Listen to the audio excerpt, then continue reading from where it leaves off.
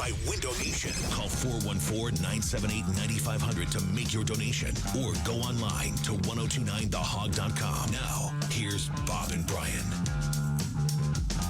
It is the 2025 Bob and Brian MACC Fund Radiothon.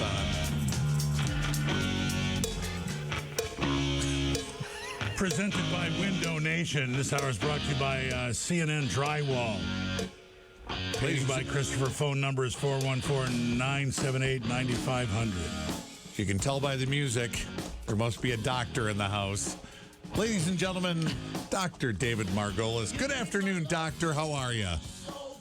Good afternoon, Bob, Brian, and Carrie, and thanks for doing this for the 30th year, supporting the MACC Fund. Pretty incredible.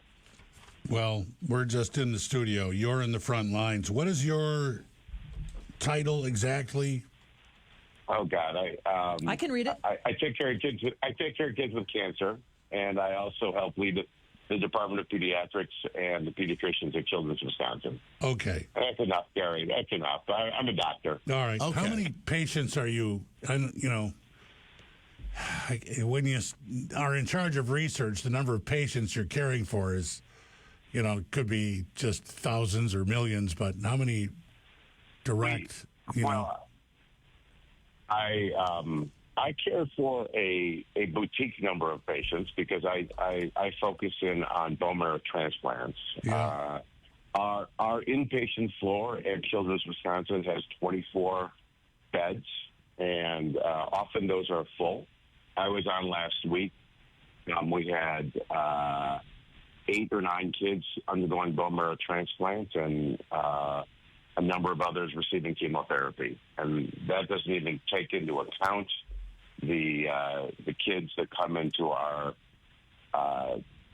day hospital, our Northwestern Mutual Day Hospital, and our MACC Fund Center clinic. And so, sadly, we see a fair number of children every day and every week and every month. I think I first heard about bone marrow transplants on a TV show called the Bold Ones, with like David Hartman and E.G. Marshall, and I don't know. A million years ago. I really want. Go ahead. I was going to say I really wanted to name one of the actors, and I couldn't think of anybody who was on the Bold Ones. But go ahead. But okay, so that, and I don't know when that was, 1972, 70s for sure.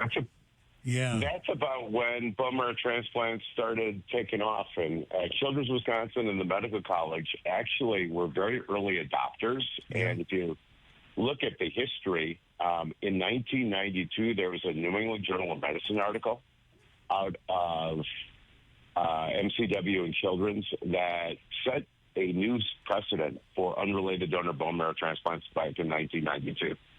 So we were very early adopters. The original folks that just figured it out won a Nobel Prize. Yeah. And so it's rather impressive science. And the good news is, compared to where we were in the 70s and 80s, we are so much better off now. And now we're even doing immune therapies without the chemotherapy per se, and doing what we call RT cells for adults and kids with cancer. And now at the MACC Fund Center, we're doing gene therapy for kids with thalassemia and sickle cell anemia. So compared to where we were when I graduated medical school, we are a lot better off thanks to all the research. You mentioned sickle cell anemia, and I don't know, maybe we kind of skip over that when we're talking about what the MACC Fund is and does. It's a blood-related diseases. It's not just... sickle cell anemia is one of the most... it's one of the saddest diseases. People are inherited. It's inherited. We know exactly where the mutation is. And it is a devastating disease that causes significant pain and significant other complications. And the good news is the way we treat sickle cell anemia in 2025 is so much more intelligent and life-saving and quality of life-saving. And there's now what we call curative therapies with bone marrow transplant and gene therapy. And so... curative therapy. So curative means you get better. Like you don't have to worry about having a sickle cell anemia pain crisis anymore. You don't have to worry about missing school because you're in pain. You don't have to worry about being fine one day and having a stroke the next. Ooh. That's what I mean by curative. So when you say curative, it doesn't mean it's gone. It means that you can manage it. No, it means it's gone. It's gone. I had sickle cell. Now I don't. Yes. Wow. Okay. It's one of the greatest diseases that I love transplanting because, in general, it doesn't come back. Because when we do a bone marrow transplant for cancer, most of the time it works, but way too often the flippin', and I'm being nice, cancer comes back, and that's a real challenge. With sickle cell anemia and thalassemia, when you cure a patient with a bone marrow transplant, and we think when you cure a patient with gene therapy, and gene therapy has only been used for about 5 or 6 years, so the long-term data is not there. But when you cure somebody with sickle cell anemia, they do not need to worry about sickle cell anemia any further. They may have to worry about side effects of the treatment that we gave them, but the vast majority of kids who receive a bone marrow transplant for sickle cell anemia move on with the rest of their lives as if they never had the flippin' disease. Can you give us explanation simple enough so that dopes like us can understand what you mean by Dumb it down. Gene therapy? Mm-hmm. So, I don't need to. You guys can figure this out. So gene therapy is, So when there's a mutation in our immune system or blood-forming system, so if you have a primary immune deficiency like SCID, bubble baby disease, and we know exactly where that is. When in thalassemia or sickle cell anemia, we know an exact mutation. The scientists can take out your blood stem cells. We collect them. We take them to a lab or a company, and we can insert a healed genetic code. So if you're supposed to have AAT, and instead you had AAC, we put in AAT, and then we put those stem cells back into you. And it's not, in order to get that new stem cell into you, we have to give some chemotherapy, but not to the extent we have to give chemotherapy when we're trying to do a full bone marrow transplant. So are you tricking the human body with this when you put these when you make the adjustment in the lab and then you reintroduce it to the body? Does the human body? Because I thought there would be rejection at that point, right? There could be, but that's exactly why we put some of that chemotherapy in. We are trying to outsmart the human body by genetically modifying your blood stem cell. And all we're doing is the blood stem cell. We're not doing anything else. We're taking that blood stem cell, the cell that makes red cells, white cells, and platelets, and correcting the defect that somebody was born with. What percentage of people that you work with who are sick is this good for? Well, gene therapy is right now in its very early stages in the world. It's for kids with sickle cell anemia, thalassemia. That's what it's been FDA approved for, and we're investigating other diseases, and so we're sort of at the cusp of the research for gene therapy for sickle cell and thalassemia and other inherited genetic-based diseases. And Sure. So I do think the next 10 years, Carrie, I think we're going to see many more diseases potentially cured with gene therapy. And I hope that our cancers are going to be treated with more immune therapies so we get rid of some of the toll that our chemotherapies currently give. Mm-hmm. How does correcting a gene in a sequence and reinserting it into the human body correct all the other genes in that? All we do is we only aim for one little area. So in sickle cell anemia, and my mentors are going to be, if they're listening right now, they're freaking out because I actually don't remember the exact the exact sequence locus where sickle cell anemia does, but it's one amino acid. It's one amino acid in your entire genetic code. That's all we go after. And so that it can't express itself. We fix it. Yeah, because it's not there.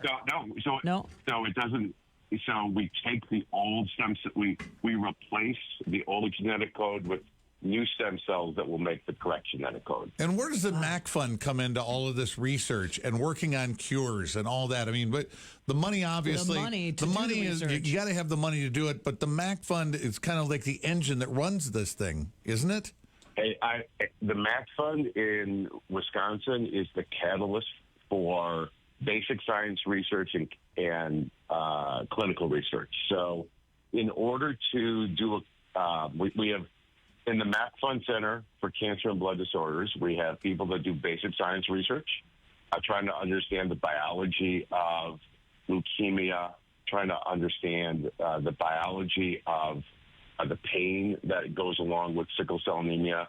I think everybody's heard about Dame Lillard and his clot. We've got a whole group of people that are clotting experts and hemophilia experts. And one of the gene therapy trials that we have on campus right now, first in the world, is gene therapy for hemophilia. One of our MACC Fund supported colleagues had a correspondence in the New England Journal of Medicine a couple months ago describing the first couple patients getting gene therapy for hemophilia.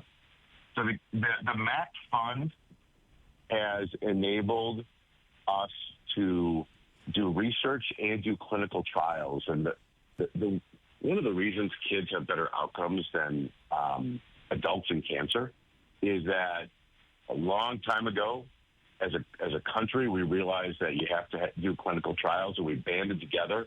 And the MACC Fund has supported the clinical trials that we do at Children's Wisconsin for over a generation. The ultimate goal here. The catalyst. It's the catalyst. All right. The ultimate goal is to be free of cancer. You wipe out cancer. Boom. We win, right? That's what we're headed towards. That's what we're working on. But what things have you fixed along the way peripherally that you go, well, we stopped this from happening, or we stopped that from happening, to people? I would say the goal is 100% quality of life survival. And so in the 35 years of my career, I do not go to as many funerals. We see many more kids surviving. And we see many more kids surviving without all of the, on a good day, not all of the side effects and what I would call souvenirs of their treatment. So we have kids who are growing better. We have kids who have fewer heart side effects, fewer kidney side effects. And, if you think about people that are in grade school now, when they grow up and have friends in their community, more and more of those peers are going to be cancer survivors that will hopefully have fewer side effects. And so we haven't hit the 100% quality of life survival yet for everybody, but in certain diseases, we're approaching it, and we're approaching it hopefully with fewer long-term side effects. What are you going to go in and work on Monday morning, I assume? Monday? Or the next time you go to work, what are you digging into? Well, I've got some administrative roles now, so I'm probably going to deal with some administrative BS first. Always the paperwork, right, Doc? It's always the paperwork. I hate paperwork. That's a quote by John Lonnenkugel. Yes. So I'm going to do some administrative stuff. But my team, I will look at the patients that I have. And I've been answering some phone calls and emails. And we've got some challenging kids right now. And we will, roll our sleeves up and continuing trying to figure out a path. I tend to use sporting analogies sometimes. A path to victory for every kid that we have on the unit. And that is really what we're doing every day. And it's tinkering. It's what medicine here, what medicine there. And, on a day-to-day basis, it really is trying to advocate for what outcomes we can improve and what research we can do. So, as you treat every patient, you learn from that every time, and that informs your bowl next of knowledge is accumulates. God, yes, yeah. And that's what we call experience in medicine. And so I guess one of the other things that I'll be doing next week is teaching, and that's one of the things that we love to do is love to teach our patients, love to teach our families, and love to teach students of all, whether they're medical students or nursing students or physician assistant students, trying to learn from each situation. And when something doesn't go well, we try to learn from that as well. What could AI do for you? That is, I would say it's more than $1 million question, but that we are hopefully, and this will be cliche, hopefully allow us to work smarter and not harder. Hopefully allow us to see patterns that we don't necessarily see. Yeah. And I'm hoping the amount of medical literature, the amount of medical science, I used to go to Index Medicus back in the day. What is that? Big old. It was big books that would tell you how to find a journal article. Okay. Now you use the web, and we are using AI. We are using AI much more for that. Put in patient with relapsed leukemia and liver problems. What do we do? I think that I think AI is going to hopefully allow the medical sciences to understand the incredible amount of data that's out there. And so at Children's Wisconsin, we are trying to harness it. We are trying to, it also, I think, will allow families to be more empowered. And so that will be good. I'm talking to Dr. David Margolis this afternoon. It's a morning show that's still on in the afternoon. I've heard this in the past just from experience. I've had doctors say to me, cancer is smart. Cancer knows to go off and hide and get places where we may not look for it. Is that still the case? Yes. Okay. I think there was a book that called The Emperor of All Maladies. Cancer cells,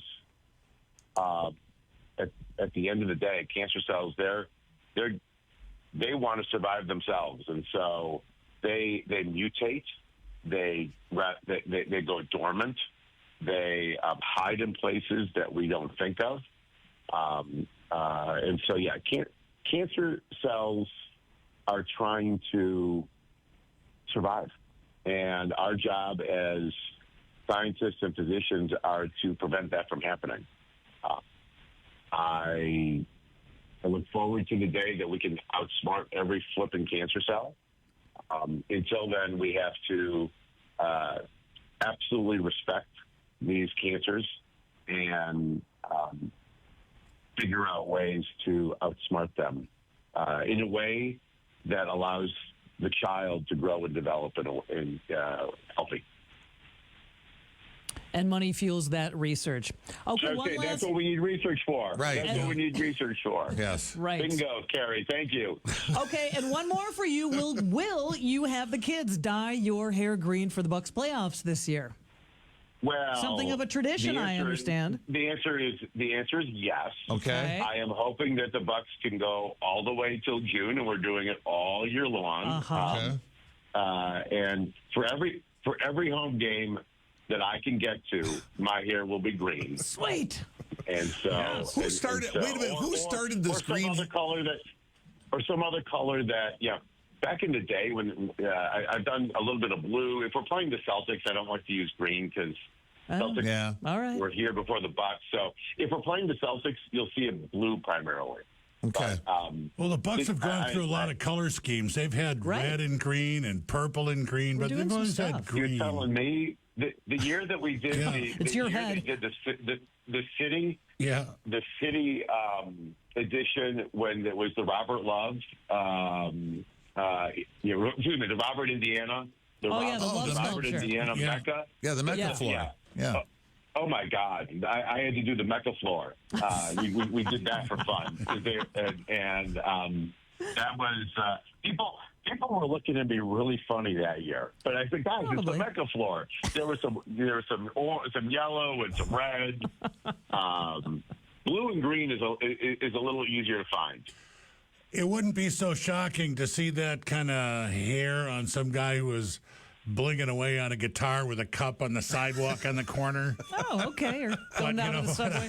A doctor Yeah, that my you're, oncologist, my kid's doctor you're really over there. respecting and counting on. That is the joy of the contrast. And rumor has it some of the I sometimes let out my frustrations against cancer against some of the referees, and I've been known to get a few looks from the referees, and a couple of them actually know.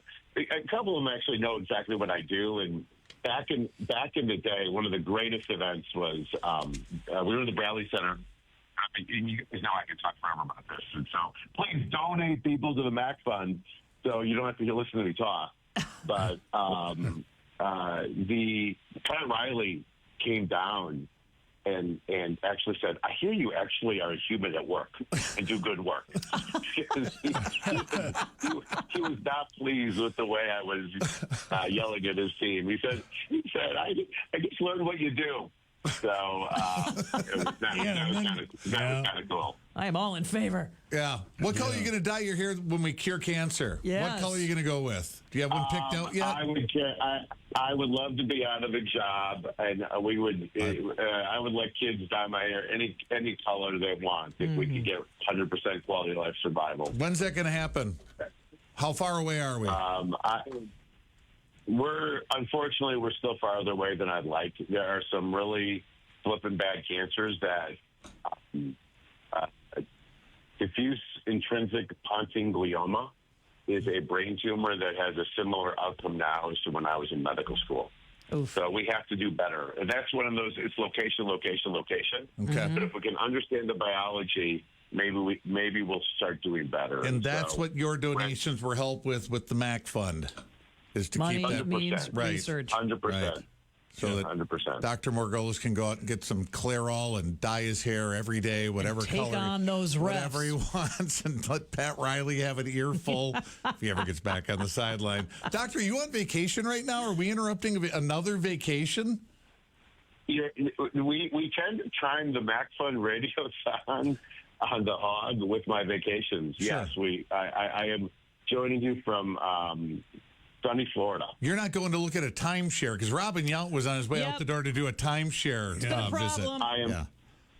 I am not going to look at a timeshare. We'll be heading back home tomorrow, and all is good. I'm sure your patients... Everybody was on vacation. A lot of my physician colleagues were on vacation last week because they all have kids in school, and my kids are older, so I worked last week and took this week off. All right. I'm sure your patients will be happy to see you on Monday morning. Doctor, thanks for the time. We appreciate it. Again, thank you, Bob, Brian, Carrie, and thanks to the MACC Fund, and thanks to the Hog listeners for supporting the MACC Fund for over 30 years. Yeah, you can go to the website, make your donation, bid on items. You can jump on the phones. Already did. I'm not talking to you. I'm talking to the audience in general, Doctor. Safe travels, Doc. Yeah. Enjoy what's left of your vacation. Dr. David Margolis on the Bob and Brian MACC Fund Radiothon.